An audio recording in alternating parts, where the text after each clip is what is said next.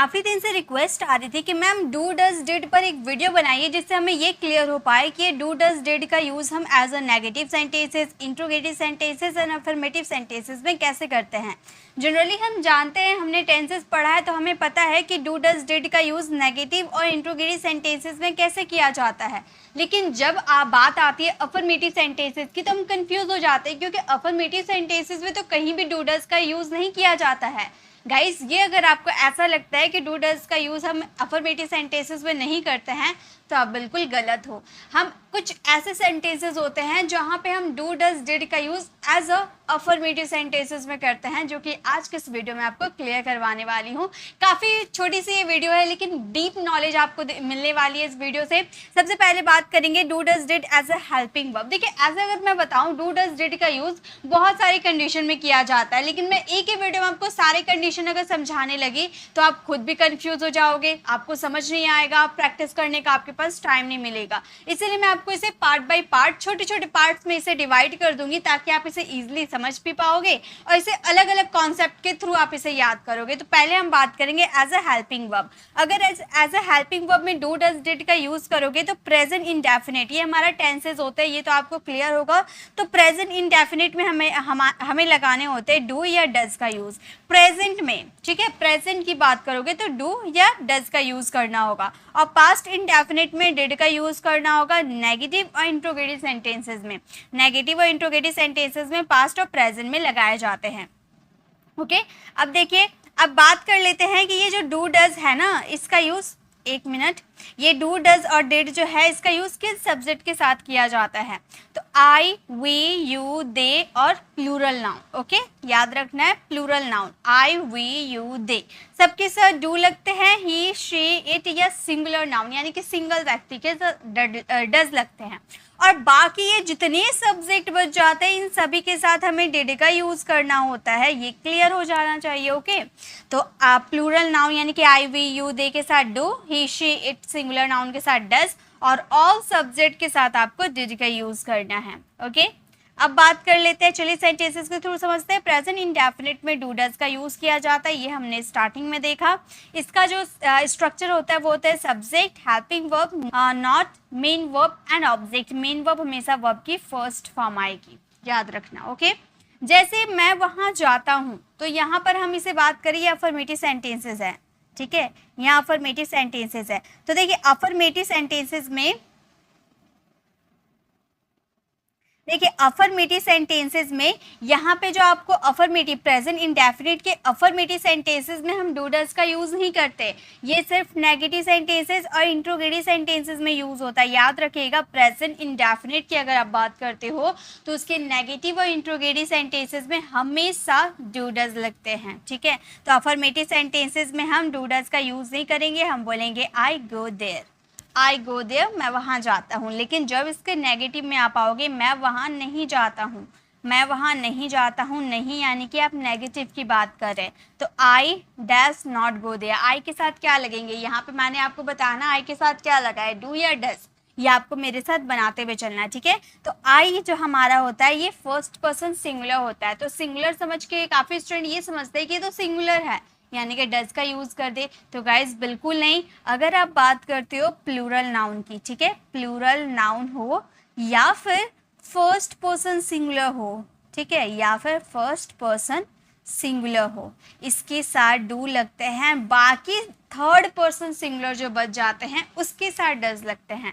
तो plural noun या first person singular noun के साथ आपको डू लगाने हैं। I do not go there, जिसे कॉन्ट्रैक्शन में हम आई डोंट कहते हैं ना, डू नॉट का कॉन्ट्रैक्शन डोंट कहते हैं, I don't go there. Okay, मैं, वह वहाँ जाती है, she goes there. Affirmative sentences इसका नेगेटिव में आएंगे, वह वहाँ नहीं जाती है, नहीं यानी कि negative, she dash not go there, तो शी के साथ क्या लगाएंगे, शी यानी कि वह यानी कि हम, मैं और आप, फर्स्ट पर्सन और सेकंड पर्सन हो गए, वह क्या हो गया, थर्ड पर्सन हो गया, यानी कि थर्ड पर्सन। सी हमारी थर्ड पर्सन है, इसके साथ हमेशा डज का यूज किया जाता है। She does not go there, does not का कॉन्ट्रैक्शन डजंट होता है।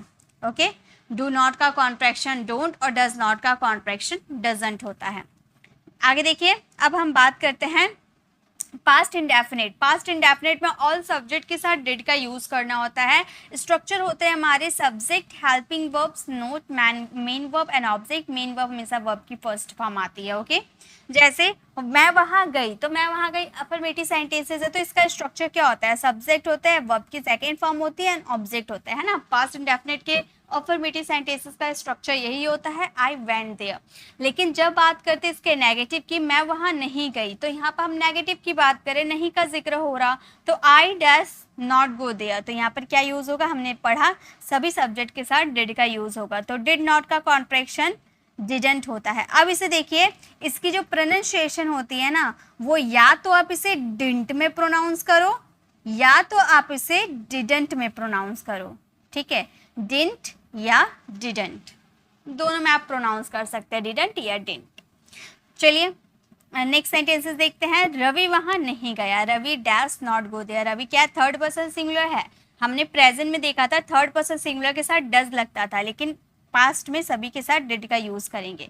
रवि और रिया वहां नहीं गए, यहाँ पे रवि और रिया है यानी कि दो पर्सन है, दो पर्सन भी रहेगा तो यहाँ पे डिड का ही यूज करेंगे। Ravi and Riya did not go there.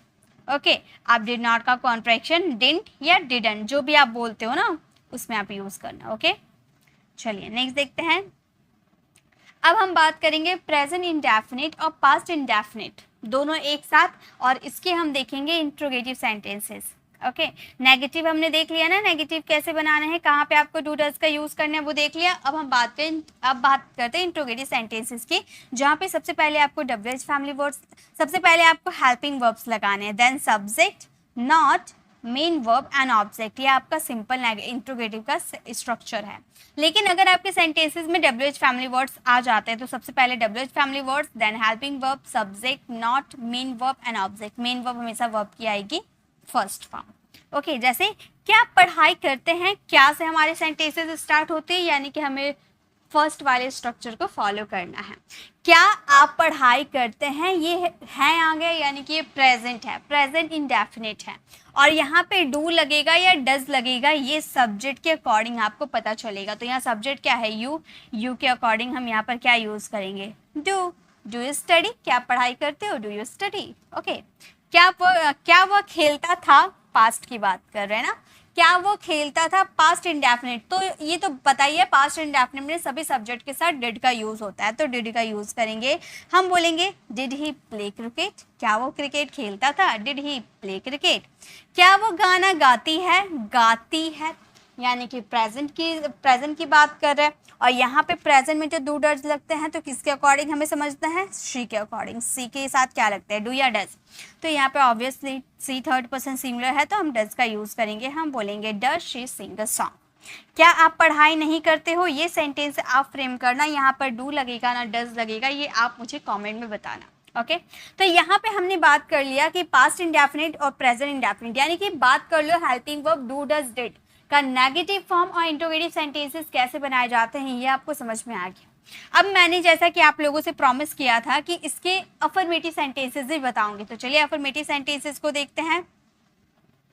तो देखिए, डू डज डिड का यूज अफर्मेटिव सेंटेंसेस में किया जाता है कब? जब टू ऐड इम्फसाइज, यानी कि जब अपने सेंटेंसेस में कुछ इम्फसाइज करना होता है, यानी कि जोड़ देना होता है।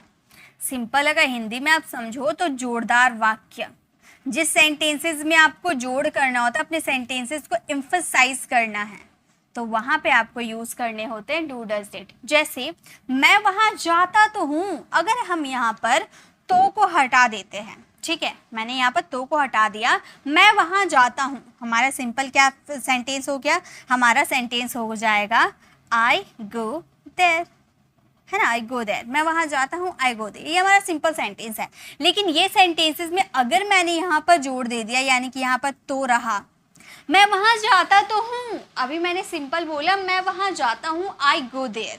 अगर मैं यहाँ पर सेंटेंसेस में अगर मैं आपको बोल रही हूँ मैं जाता हूँ, आप बोल रहे मैंने तो तुम्हें नहीं देखा, तुम कब जाते हो कब नहीं जाते हो, मैंने तो तुम्हें नहीं देखा। अब मैं हो गई गुस्सा और मैंने सेंटेंसेस में जोड़ देकर बोला अरे भाई मैं जाती तो हूँ, यानी कि तो हूँ हम सेंटेंसेस में लगा दे, यानी कि हमारे सेंटेंसेस में हम जोड़ दे रहे हैं, मैं वहां जाती तो हूँ, सेंटेंसेस में जोड़ दे रहे हैं, इम्फसाइज कर रहे हैं, यानी कि ये सेंटेंसेस में डू का यूज करना है। हम बोलेंगे आई डू गो देयर, अगर आप अपने सेंटेंसेस के पॉजिटिव सेंटेंसेस यानी कि जिसे हम अफर्मेटिव सेंटेंसेस कहते हैं, अगर आप अफर्मेटिव सेंटेंसेस में डू डज का यूज करते हो तो आगे वाले पर्सन समझ जाएगा कि आप अपने सेंटेंसेस में जोड़ दे रहे हो। आई डू गो देयर, मैं वहां जाता तो हूँ। आई डू प्ले हेयर, मैं यहाँ खेलता तो हूँ। आई डू स्टडी, मैं पढ़ता तो हूँ। आई डू गो देयर, मैं वहां जाता तो हूँ। इस तरह से बहुत सारे सेंटेंसेस बना सकते हो। ओके, चलिए कुछ और सेंटेंसेस की प्रैक्टिस करते हैं। वह वहाँ जाती तो है, यहाँ पर हम किसी गर्ल की बात कर रहे हैं तो हम बोलेंगे शी डज, सेंटेंसेस में जोड़ दे रहे हैं, ठीक है। तो हम बोलेंगे she does go there, she does go there. वह वहाँ जाती तो है, she does go there. Okay, वह वहाँ गई तो थी, वह वहाँ गई तो थी, हम क्या बोलेंगे, पास्ट का है तो डिड का यूज करेंगे, हम बोलेंगे शी डिड गो देयर। वो वहाँ गई तो थी, तुमने नहीं देखा तो क्या हुआ, वो वहाँ गई तो थी तो हम क्या बोलेंगे, she did go there.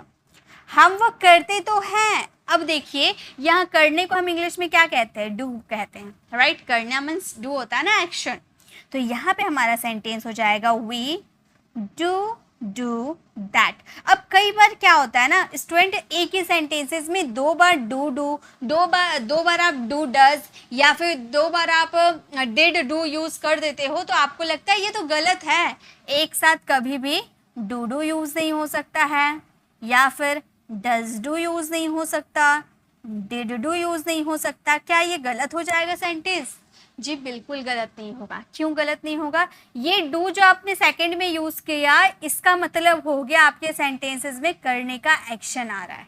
Okay, और ये जो आगे में आपने डू डज का यूज किया ये तो आप सेंटेंसेस में इम्फसाइज कर रहे हो ना, आप अपने सेंटेंसेस को इम्फसाइज कर रहे हो, जोड़ दे रहे हो, इसीलिए आपने डू डज का यूज किया अफर्मेटिव सेंटेंस में। वी डू दैट यानी कि डू का यूज आपने इम्फसाइज करने के लिए किया, फिर डू का यूज आपने करने के सेंस में किया। ओके, मैंने वो किया तो था, ये सेंटेंस आप फ्रेम कीजिएगा और इसका आंसर कमेंट में दीजिएगा। ओके, तो आज के बाद अगर आप देख लेते हो डू एक साथ है, डज डू एक साथ है या डिड डू एक साथ है तो आप समझ जाना कि सेंटेंसेस में एक डू का मतलब करने का सेंस आ रहा और एक डू डज डिड का मतलब आप अपने सेंटेंसेस में इम्फसाइज कर रहे हो। ओके, अब जो मैंने होमवर्क दिया उसे तो करिएगा, साथ में एक और होमवर्क है आप लोगों के लिए, वह इंग्लिश नहीं बोलता है। यहाँ पे 3 आपको सेंटेंसेस, ये आपका क्वेश्चन है, ठीक है।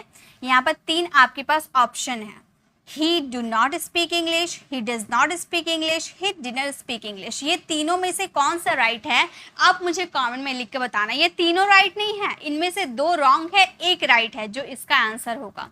ओके, तो इसका आंसर आपको कमेंट में देना है और आपको बताना है कमेंट में कि आज की वीडियो आपको कैसी लगी। मैंने थोड़ी सी नॉलेज आपको इस वीडियो में देने की कोशिश की है। वैसे डू डज डिड का यूज़ बहुत सारे कंडीशन में किया जाता है जो मैं आपको पार्ट बाय पार्ट समझाऊंगी, एक ही वीडियो में आपको कंफ्यूज नहीं करूंगी। ओके, तो आज की क्लास कैसी लगी कमेंट में ज़रूर बताइएगा। अच्छी लगी तो लाइक कीजिएगा, अपने फ्रेंड फैमिली को ज़रूर शेयर कीजिएगा। और इसी तरह से अगर आप टेंसेस नहीं सीखे हो, क्योंकि इसके लिए टेंसेस सीखना बहुत ज़्यादा ज़रूरी है, तो टेंसेस नहीं सीखे हो तो लेफ्ट साइड क्लिक करके आप हमारी टेंसेस वाली वीडियो को ज़रूर विजिट कीजिएगा और राइट साइड क्लिक करके आप हमारे प्लेलिस्ट में जाकर जिस भी टॉपिक पे आपको कंफ्यूजन है या फिर आपको ये यूजेस पता है डू डज के और आप इससे आगे सीखना चाहते हो तो मैंने डू डज पे वीडियो बना रखी हूँ बहुत सारे यूजर्स के साथ। एक ही वीडियो में बहुत सारे यूजेस डू डज डिड के बना रखी हूँ, तो आप सर्च करोगे ना do does did, use of do does did by pre English classes, आपको मिल जाएगा बहुत सारे डू डज डिड पे वीडियो। आप कोई सा वीडियो को वॉच कीजिएगा, आपको समझ में आ जाएगा 100%। अगर आप हमारे चैनल पर नए हो, मेरे पढ़ाने का तरीका आपको पसंद आए तो सब्सक्राइब कर आने वाले बेल आइकन को जरूर प्रेस कीजिएगा ताकि रोज आने वाली वीडियोस की नोटिफिकेशन आपको समय पर मिलती रहे। मिलते हैं नेक्स्ट ऐसे इन्फॉर्मेटिव वीडियोस के साथ। Till then bye bye, take care.